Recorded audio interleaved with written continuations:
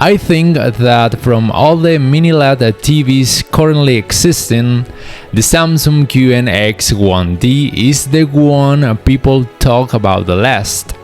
And the thing is, first, I don't know why Samsung decided to give it such a strange or uncommon name. Second, what was the purpose of having created it if there is already the QN85D, which has practically the same specs, or is in fact slightly better in terms of brightness and color saturation, although the difference is often almost imperceptible?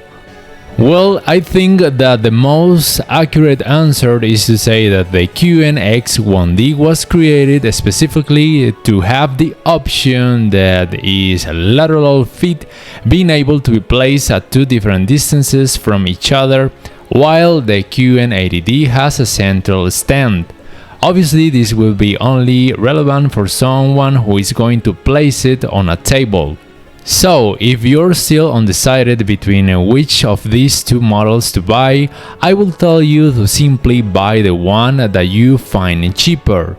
But if you can get them in your country at the same price, buy the QN80D because it has a little more brightness and a very slightly higher color saturation capacity.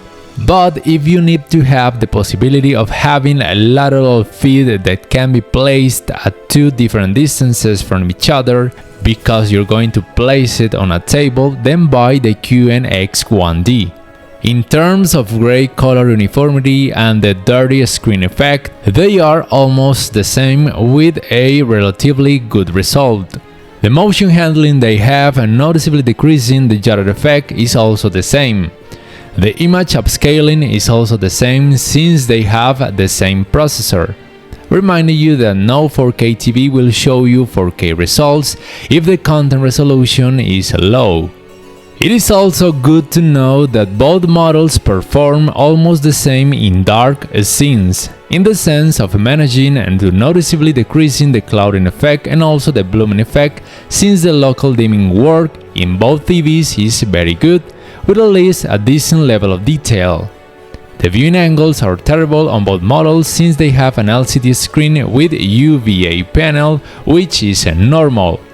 In the gaming area, they have the same 4 HDMI 2.1 ports with the capacity for 120Hz in 4K along with variable refresh rate technologies. They have the same game bar with the same picture modes and extra functions. They have practically the same input lag times in theory, and in practice they feel very good. Also, the result in terms of response times is more than okay, and I personally never noticed the ghosting effect in any of these models. Talking about their speakers, both in theory and in practice, they are the same. The power is good, although it is not the best, but at least the noise is not high. The operating system is also the same, Tizen by Samsung, with the same app store, although the apps vary according to each country. They both have the same smart functions such as searching with voice commands, along with the function known as hands-free voice control. You can also choose to cast the screen of your smartphone on the screen of the TV along with the multi-view function. Ambient mode is possible, Daily Plus 2, among other features. So, to sum up, the only very noticeable and significant difference between both models is of course the design of their feet. In terms of picture quality, there is a very slight advantage in favor of the QN85D in terms of brightness and colors, but is hardly noticeable in many cases. So, the conclusion will be: buy the one you find cheaper, but also take into account the design of their feet according to whether or not you're going to place them on a table. Thank you very much for your attention. I invite you to watch the following related videos, hit the like button and subscribe if you haven't already. Until next time.